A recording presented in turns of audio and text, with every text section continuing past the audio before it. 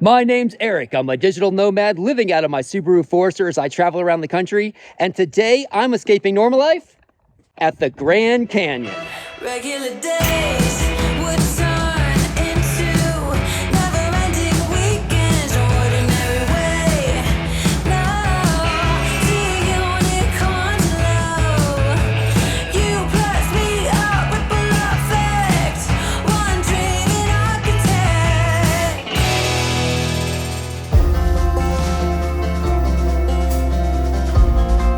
You know, Zion is a beautiful place. I think you should absolutely come here at least once in your life if you've never been. Angel's Landing by far is one of my favorite hikes I've ever done. It might actually be my favorite hike I've ever done. It was a really fun hike. I really liked it. From here, I am gonna head south and go back to the Grand Canyon. It's been 4 years since I've been there, so why not, you know? Well, good morning. I am in the town of Kanab.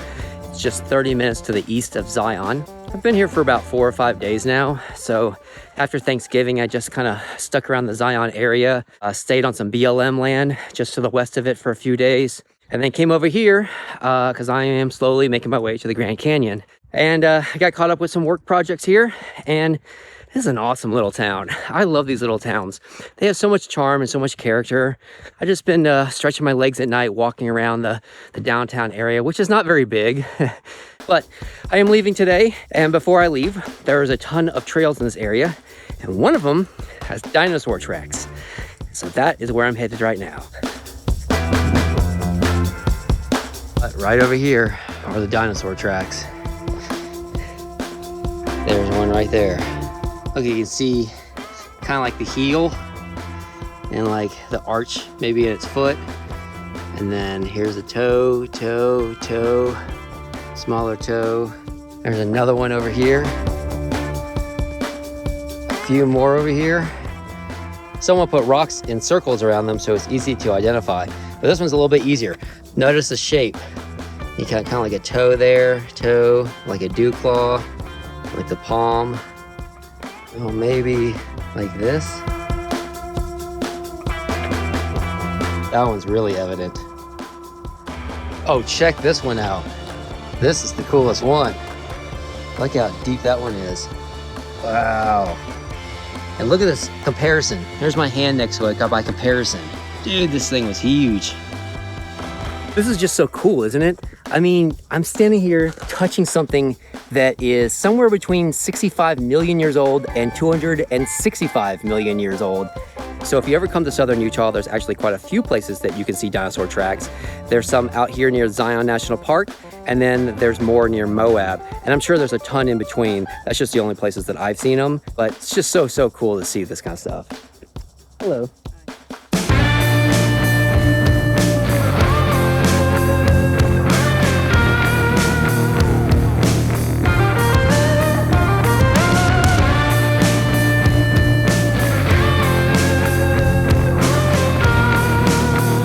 This is pretty cool. This is Lake Powell behind me, and this dam generates electricity for the Page area, plus it generates electricity for a lot of the area. And this is really impressive. This reminds me a lot of the Hoover Dam. I should have asked how big this is compared to the Hoover Dam, but it's pretty tall. This is just one of those places that you could spend a week at and still miss things. There's just so much to do around this area. Glen Canyon is just right over my shoulder, and there's 2 or 3 national monuments around this area. There's the Grand Staircase National Monument, and there is Vermilion Cliffs National Monument. And there's amazing hikes at both of those places. Unfortunately, what I read online is that almost all of the trails in both of those places require a very high clearance 4-wheel drive vehicle. One of the hikes that I really wanted to do is in the Vermilion Cliffs National Monument, and it's called The Wave. And I guarantee you've seen pictures of The Wave before. Unfortunately, you just can't show up and hike it. There is a permit you have to get for it, and it works on another lottery system, kind of like the Angel's Landing hike. And I put my name into it, and I didn't get picked. And instead of just keep trying, I knew that I'm just trying to get south of this area. So I only went for it the once, didn't get it, and was like, oh well, guess it wasn't meant to be. Another time, I guess. Just stopping here for a minute to take in the views, and I'm headed south to the Grand Canyon. Welcome to the Grand Canyon.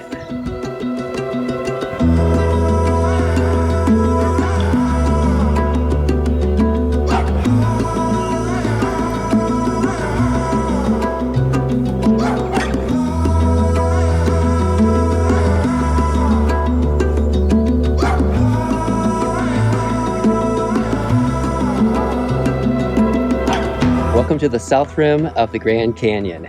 So I was actually looking at possibly going to the north rim of the Grand Canyon, but unfortunately it looks like they actually close that section of the park annually. So the road going into there is closed and all the facilities there are closed. And someone told me you can still take a dirt road to the north rim of the Grand Canyon if you want to, but that you definitely need a high clearance and you definitely need a four-wheel drive. So I didn't attempt that. But South Rim is open. There is a water shortage here because a water line has broken down there. Someone told me yesterday that the South Rim gets all their water from the North Rim. And so a water line has actually broken down there. And so water is very, very limited here in the South Rim at the moment. Great time to visit. This is after Thanksgiving and before Christmas. So crowds are very, very minimal right now. Really nice time to visit. The really nice thing is I found a beautiful place just 5 miles down the street in the National Forest, in the Kabob National Forest, that you can stay at. So I've got good place to sleep. I got the Grand Canyon nearby. There's Wi-Fi at like a visitor center area not too far away, which is really great because I probably have to do some work tomorrow. So I think I'm actually going to stick around this area for a little while. Not a bad way to spend your week. So one of the things I always told myself if I ever came back to the Grand Canyon is that I would actually do some sort of hike down. I don't think I'm going to go all the way down the bottom because I think that's over 5,000 feet down and you got to come up that way. I might look at some trails that lead like halfway down. Somebody told me there's a trail that was pretty doable. You only go at about 1,000 feet down. There is a beautiful, beautiful little rim walk trail. If you want to do the entire thing of the South Rim, it's 14 miles, but you obviously don't have to do the whole thing. It's paved the entire time. You have nothing but scenic views like this of the Grand Canyon. It's a great walk. I've got headphones in. I'm just kind of wandering around. Every once in a while, I'll just kind of veer off and get a little closer to the canyon and get some good views or pictures. Beautiful, beautiful day, beautiful area. So excited to be here.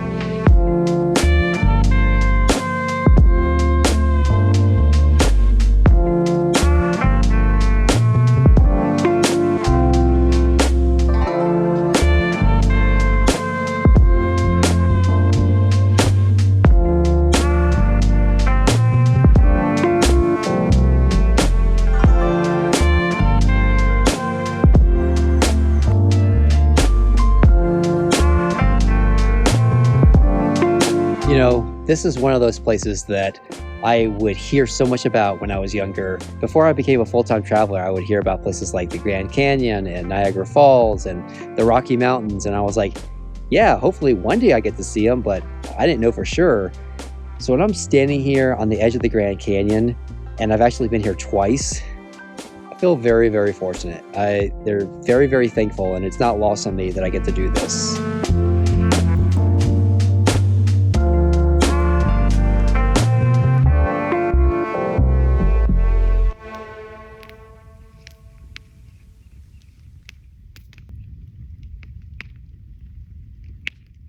All right, well, welcome to my home for the last couple nights. This is in the Kabob National Forest, and this is just on the boundaries of Grand Canyon National Park. In fact, technically the forest goes into the canyon, but just outside the canyon is a national forest, and you can stay in a national forest up to 14 days. So I've been here the past, I think this is my 5th night. Now I'll be here probably another 3 nights or so, probably, I'm guessing. I don't know. Whenever I feel like leaving. But you can see I actually set up a camp. I don't really do this too often. I never set up a fire. I never set up a camp. Most of the time, I'm just not in a place where I can set up a fire. A lot of times there's just no like fire ring or trees and dead wood around here that I can burn. But this is a forest and there's tons and tons of just tree limbs down everywhere. So I thought, yeah, why not? There's fire rings everywhere. There's so many camp spots along this road that comes back here, and there's just most of them have a fire ring. So that's kind of how you know you can stay at a place if you're ever looking to do any kind of boondocking. If you come across a fire ring, that means people have stayed there before, and unless there's signs that say you cannot stay there, you can probably stay there. In fact, there's lots of people staying up and down this road, lots of vans and cars, and there's a tent not too far from there, about 100 yards or so from there. So yeah, but yeah, I set up a camp. I actually put up my lights. I have these string lights that I never put up, and it's too light to have them on right now, but I don't know if it'll come out on camera very well. But these lights right here, so these are from my car camping days, and they're awesome. So they have 3 modes. You can set them on for kind of low, medium, and high. And on the lowest setting, they'll stay on all night long. So when I used to just tent camp on the weekends, a lot of times I would turn these on at night, leave them on all night, And then that way, if you have to get up in the middle of the night for anything, you're not stumbling around in the darkness. Plus, I have contacts, and I take my contacts out before I go to sleep. And if I don't put on my glasses, then I really can't see anything. So a lot of times, if you had to get up in the middle of the night, step outside your tent, you're not stepping out into just complete darkness. You have some sort of lights around you. So these are great. I don't use them again a lot because I'm usually just in the car. It's also just been so cold that I usually just go in the car and watch movies. But, why not? Why not set up a fire? I got my chair. I'm going to make some dinner here in a little bit and just enjoy my evening.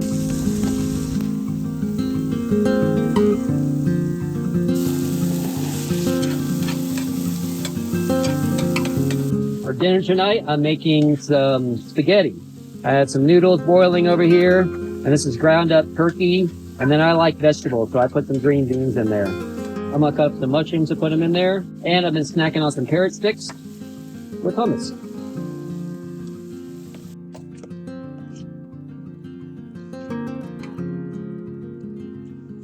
It's pretty good. So I eat out of the pot because that way I do less dishes. It's also not lost on me that green beans in a thing of spaghetti with mushrooms and a turkey meat is kind of weird. But I just really like vegetables, and I have to eat these green beans before they go bad, so I really don't care. It tastes good to me. Here are these string lights I have. There's 3 modes.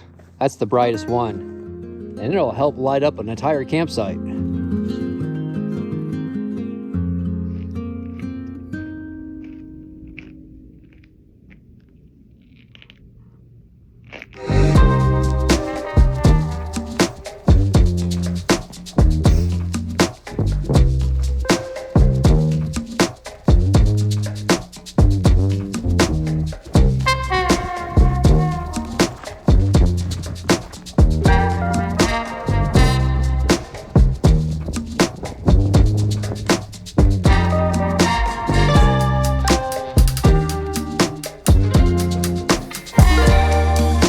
Hello from kind of inside the Grand Canyon. So I decided to do a little hike coming down. This is only 3 miles round trip, and you only ascend like 1,200 feet. So it's not that bad. I was talking to a ranger, and they said it's about 10 miles round trip. It's 5 miles down and 5 miles up if you want to go down to the river. Yeah, you ascend 5,000 feet, over 5,000 feet. So you got to come up all that way. So not going that far down. So it was really quick to come down here because it's just straight down the entire time. So I did it in like 40 minutes. I don't know. I'm so tempted to go down a little bit further. You can get down around that big rock there. And so I don't know if I want to do that or not. It is a little bit of an ascent getting down there. I'm going to say it's another 200 feet or so. So I'm on the South Cape Ave Trail, and there's a lot of points you can get to on this point. I'm at the Cedar Ridge point. And then I don't know what goes down further past this. You can go all the way down the river if you want to. You can go all the way to the North Rim, I think, from here if you want to. And then up there somewhere is Ooh Ah Point, like ooh ah.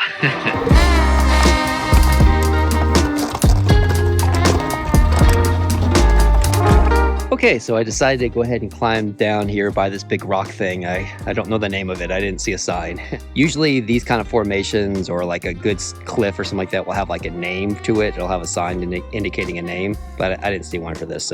But I was up there at that ridge about 150 feet up or so, and I was looking down this. I was like, I'm gonna be really mad at myself if I don't climb down next to that thing. I gotta go all the way up. Let's see if it'll come out on camera. I gotta go all the way up there. So I probably climbed down 1,300 feet. I don't know, I didn't track it. So it's nice to get away from the crowds a little bit, especially around the rim walk. There's usually a lot of crowds up there.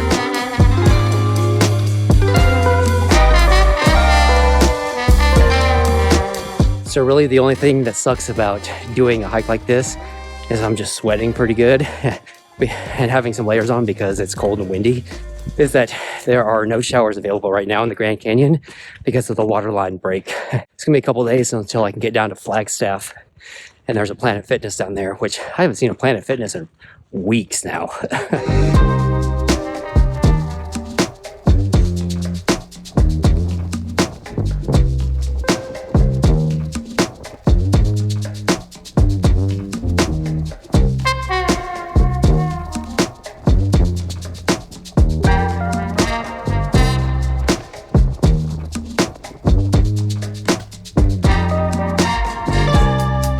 Oh, that's so nice of them. They left us a piss bucket. It's not really, just full of dirt.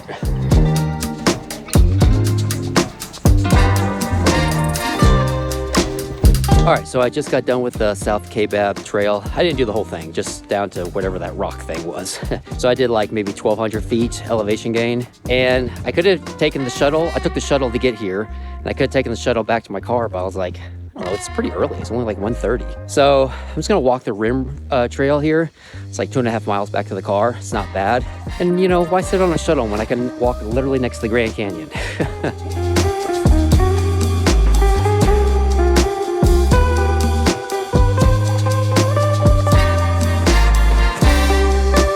All right, so this is the South Rim Trail, and this is easily accessible by anyone. This is completely paved the entire way. It goes like 14 miles. You don't have to do that far, but just know that if you ever come here, you don't have to do a trail into the canyon. You can just do this nice rim trail here, which is not even any elevation gain at all. It's flat the entire time. It's paved the entire time. There's tons of like little cutouts and stuff that you can get right up, and I've got railing there. So this is a very easy hike to do if you ever come to the Grand Canyon, the South Rim at least. All right, so I'm almost at Mather Point, and that's where I parked, but I just thought I'd show real quick where I just hiked from. So I just came from Kaibab Point, which is down there. So I just came from Kaibab Point, and so that I walked on the other side of that rock formation. Zoom out, kind of get a perspective of where I'm at. So I kind of hiked up this ridge right here, and you can see, I think, a little bit of the trail. Yeah, you can see a little bit of the trail in there. And then hiked up to that point, and then took the rim walk all the way around to here.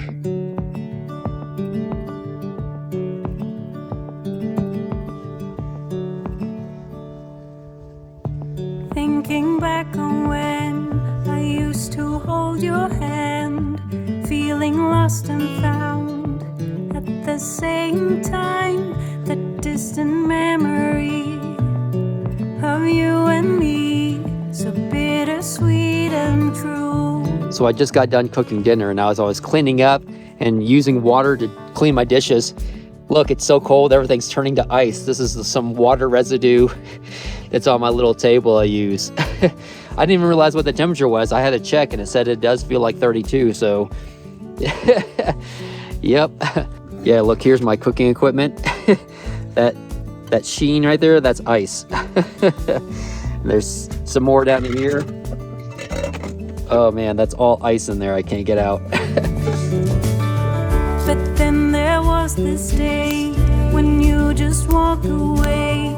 How come you say one thing and do another? All broken promises won't go away. All right, well, I thought I would end this video with one last shot of the Grand Canyon. This is just, again, one of those places that just never comes out the same on pictures or video. You really do have to come here at some point in your life and check it out for yourself. It's just one of the most awe-inspiring things I personally have ever seen. I actually came here for the first time 4 years ago. I drove from Florida out to southern Utah and northern Arizona to do all the national parks and things out here. And I remember the first time I saw the Grand Canyon, it was like jaw on the ground.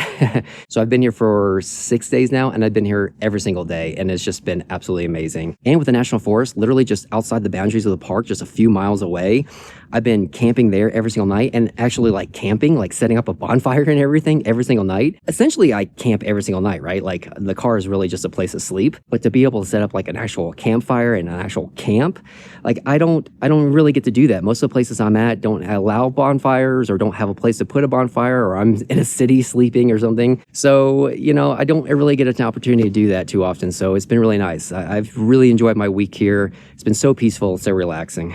From here, I am headed south. I am going to stop by the town of Sedona. I've never been to Sedona, and everyone just brags about it. So I can't wait to get there and show you some of the places from there.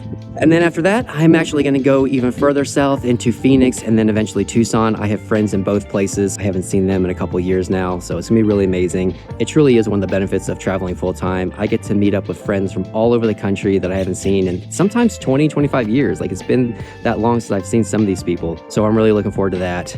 And I'll probably spend most of my winter in southern Arizona because it's been pretty cold here. It's been I've been waking up to about 20 degrees, maybe as high as 25 degrees every single morning. So it's pretty cold. Yesterday morning was 14 degrees when I woke up.